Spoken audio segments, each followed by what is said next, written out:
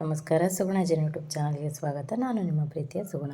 ಯಾರೆಲ್ಲ ನನ್ನ ಚಾನಲನ್ನು ಸಬ್ಸ್ಕ್ರೈಬ್ ಮಾಡ್ಕೊಂಡು ವಿಡಿಯೋ ನೋಡ್ತಿದ್ರು ಅವರೆಲ್ಲರಿಗೂ ಕೂಡ ಥ್ಯಾಂಕ್ ಯು. ಹಾಗೆಯೇ ಯಾರೆಲ್ಲ ನನ್ನ ಚಾನಲನ್ನು ಸಬ್ಸ್ಕ್ರೈಬ್ ಮಾಡದೆ ವಿಡಿಯೋ ನೋಡ್ತಿರೋ ಪ್ಲೀಸ್ ಸಬ್ಸ್ಕ್ರೈಬ್ ಮಾಡ್ಕೊಳ್ಳಿ. ನಾನಿವತ್ತೊಂದು ಹೆಲ್ದಿಯಾದಂಥ ರೆಸಿಪಿಯೊಂದಿಗೆ ಬಂದಿದ್ದೇನೆ. ಹೌದು, ಕ್ವಿಕ್ ಆ್ಯಂಡ್ ಈಸಿಯಾಗಿ ಮಾಡುವಂತಹ ಪುದೀನ ರೈಸ್ ರೆಸಿಪಿಯನ್ನು ಮಾಡಿ ತೋರಿಸ್ತಾ ಇದ್ದೇನೆ. ಇದು ತುಂಬ ಅಂದರೆ ತುಂಬಾ ಈಸಿಯಾಗಿದೆ. ಬ್ಯಾಚುಲರ್ಸ್ ಆಗಿರ್ಬೋದು ಅಥವಾ ಗಡಿಬಿಡಿಯಲ್ಲಿ ನೀವು ಮಾಡ್ಕೊಳ್ಳೋದಾದರೆ ಈ ಒಂದು ಬ್ರೇಕ್ಫಾಸ್ಟ್ ಆದರೂ ಮಾಡ್ಕೊಳ್ಬೋದು ಅಥವಾ ಲಂಚ್ ರೆಸಿಪಿ ಆದರೂ ಮಾಡ್ಕೊಳ್ಬೋದು. ತುಂಬಾ ಈಸಿಯಾಗಿದೆ. ಹಾಗಾದರೆ ಪುದೀನ ರೈಸ್ ಮಾಡೋದಕ್ಕೆ ಏನೇನು ಇಂಗ್ರೀಡಿಯೆಂಟ್ಸ್ ಬೇಕು ಅಂತೇಳಿ ನೋಡ್ಕೊಂಡು ಬರೋಣ ಬನ್ನಿ. ನಾನಿಲ್ಲಿ 1 ಕಪ್ ಆಗೋಷ್ಟು ಫ್ರೆಶ್ ಆಗಿರುವಂಥ ಪುದೀನವನ್ನು ತೊಗೊಂಡಿದ್ದೇನೆ.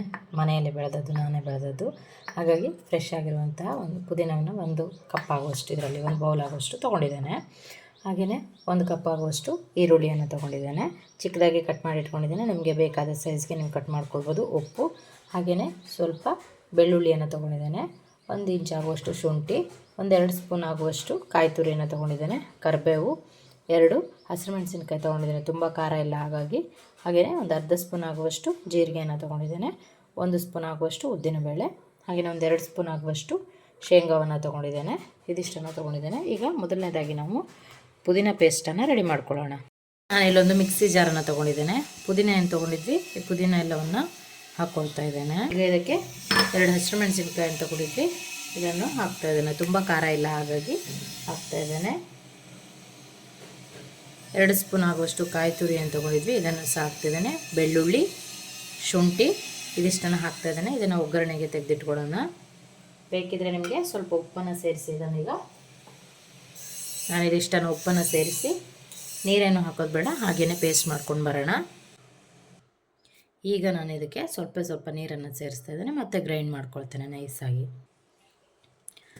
ಓಕೆ, ನಾನು ಈ ರೀತಿಯಾಗಿ ಇದನ್ನು ಪೇಸ್ಟನ್ನು ರೆಡಿ ಮಾಡ್ಕೊಂಡಿದ್ದೇನೆ, ನೋಡ್ಬೋದು. ಈಗ ಒಗ್ಗರಣೆಯನ್ನು ಮಾಡ್ಕೊಳ್ಳೋಣ. ಎಣ್ಣೆಯನ್ನು ಕಾಯ್ಲಿಕ್ಕಿಟ್ಟಿದ್ದೇನೆ. ಈಗ ಇದಕ್ಕೆ ಜೀರಿಗೆ ಮತ್ತು ಉದ್ದಿನಬೇಳೆ ಅಂತ ತಗೊಂಡಿದ್ವಿ, ಇದನ್ನು ಹಾಕೊಳ್ತಿದ್ದೇನೆ. ಸಾಸಿವೆ ಮತ್ತು ಶೇಂಗಾವನ್ನು ತೊಗೊಂಡಿದ್ದೀನಲ್ಲ, ಇದನ್ನು ಶೇಂಗಾ ಸ್ವಲ್ಪ ರೋಸ್ಟ್ ಆಗೋವರೆಗೆ ನಾವು ಇದನ್ನು ಫ್ರೈ ಮಾಡ್ಕೊಳ್ಬೇಕು. ಓಕೆ, ಇದೀಗ ಶೇಂಗಾ ಕಲರ್ ಚೇಂಜ್ ಆಗಿದೆ. ಈಗ ಇದಕ್ಕೆ ನಾವು ಕರಿಬೇವನ್ನು ತೊಗೊಂಡು ಹಾಕ್ಕೊಳ್ತಿದ್ದೇನೆ. ಈಗ ನಾವೇನು ಈರುಳ್ಳಿ ತೊಗೊಂಡಿದ್ವಿ, ಈರುಳ್ಳಿಯನ್ನು ಹಾಕ್ತಿದ್ದೇನೆ. ಈರುಳ್ಳಿ ಸ್ವಲ್ಪ ಕಲರ್ ಚೇಂಜ್ ಆಗೋವರೆಗೆ ಫ್ರೈ ಮಾಡ್ಕೊಳ್ಳೋಣ.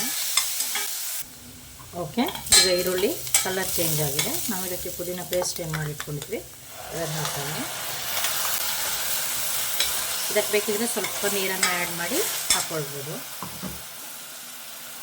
ನಾನು ಈ ರೀತಿಯಾಗಿ ಸ್ವಲ್ಪ ನೀರನ್ನು ಆ್ಯಡ್ ಮಾಡಿ ಹಾಕ್ಕೊಳ್ತಿದ್ದೇನೆ.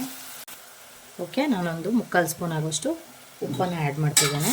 ನಾವು ಆಲ್ರೆಡಿ ಪೇಸ್ಟನ್ನು ರುಬ್ಬುವಾಗಲೂ ಸಹ ಉಪ್ಪು ಹಾಕಿರೋದ್ರಿಂದ ಮತ್ತೆ ನೋಡಿ ಬೇಕಾದರೆ ಹಾಕ್ಕೊಳ್ಬೋದು. ಹಾಗಾಗಿ ಇದನ್ನೀಗ ನಾನು ಲಿಡ್ ಕ್ಲೋಸ್ ಮಾಡಿ 1-2 ನಿಮಿಷ ಬೇಯಿಸ್ಕೊಳ್ತೀನಿ. ಚೆನ್ನಾಗಿ ಇದು ಬಾಯ್ಲ್ ಆಗ್ಬೋದು. ಇದೀಗ ಪೇಸ್ಟ್ ಈ ರೀತಿಯಾಗಿ ಫ್ರೈ ಆಗಿದೆ, ನೋಡ್ಬೋದು. ಸಾಕು, ಇದು ಸ್ವಲ್ಪ ಹಸಿ ಸ್ಮೆಲ್ ಹೋದರೆ ಸಾಕು. ಇದಕ್ಕೀಗ ನಾವು ರೈಸನ್ನು ಆ್ಯಡ್ ಮಾಡೋಣ. ಓಕೆ, ನಾನು ಆಲ್ರೆಡಿ ರೈಸನ್ನು ಮಾಡಿಟ್ಕೊಂಡಿದ್ದೇನೆ, ಇದನ್ನು ಇದಕ್ಕೆ ಆ್ಯಡ್ ಮಾಡ್ತಿದ್ದೇನೆ. ಓಕೆ, ನಾನು ಆಲ್ರೆಡಿ ರೈಸನ್ನು ಏನು ಮಾಡಿಟ್ಕೊಂಡಿದ್ದೆ ಅದನ್ನು ಹಾಕಿದ್ದೇನೆ. ಈಗ ಚೆನ್ನಾಗಿ ಇದನ್ನು ಮಿಕ್ಸ್ ಮಾಡೋಣ.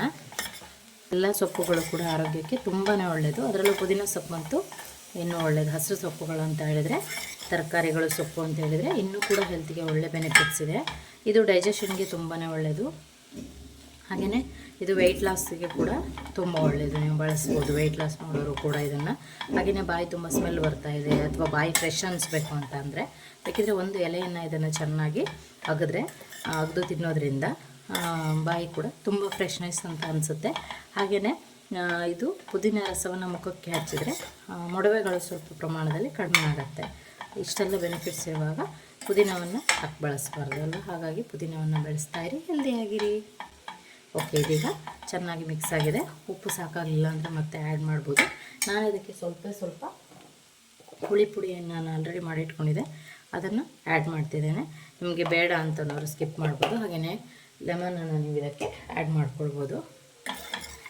ಇದು ಗಡಿಬಿಡಿಯಲ್ಲಿ ಅಥವಾ ಬ್ಯಾಚುಲರ್ಸ್ ಇರೋರು ಯಾರು ಕೂಡ ಇದನ್ನು ಮಾಡ್ಕೊಳ್ಬೋದು. ಪ್ರೈಸ್ ಒಂದಾಗಿದೆ ಅಂತಂದರೆ ಕ್ವಿಕ್ಕಾಗಿ ಮಾಡ್ಕೊಳ್ಬೋದು. ಈಗ ಇದು ರೆಡಿಯಾಗಿದೆ. ಇದರೊಂದು ಪಾತ್ರೆಗೆ ಸರ್ವ್ ಮಾಡ್ಕೊಳ್ಳೋಣ. ಕ್ವಿಕ್ ಆ್ಯಂಡ್ ಈಸಿಯಾಗಿ ಮಾಡುವಂಥ ಪುದೀನ ರೈಸ್ ರೆಡಿಯಾಗಿದೆ. ನಾನು ಇದಕ್ಕೆ ರಾಯ್ತಾವನ್ನು ಸರ್ವ್ ಮಾಡ್ತಿದ್ದೇನೆ ಸೈಡಲ್ಲಿ. ನಿಮಗೆ ಬೇಡ ಅಂತ ಹೇಳಿದರೆ ಹಾಗೆಯೇ ಕೂಡ ತಿನ್ಬೋದು. ತುಂಬಾ ಟೇಸ್ಟಿಯಾಗಿರುತ್ತೆ. ನೀವು ಕೂಡ ಮನೇಲಿ ಟ್ರೈ ಮಾಡಿ ಹೇಗಾಯಿತು ಅಂತ ಕಮೆಂಟ್ನಲ್ಲಿ ತಿಳಿಸಿ. ವಿಡಿಯೋ ಇಷ್ಟ ಆದರೆ ಫ್ಯಾಮಿಲಿ ಫ್ರೆಂಡ್ಸ್ಗೆ ಶೇರ್ ಮಾಡಿ. ವಿಡಿಯೋವನ್ನು ನೋಡಿದ್ದಕ್ಕಾಗಿ ಧನ್ಯವಾದಗಳು.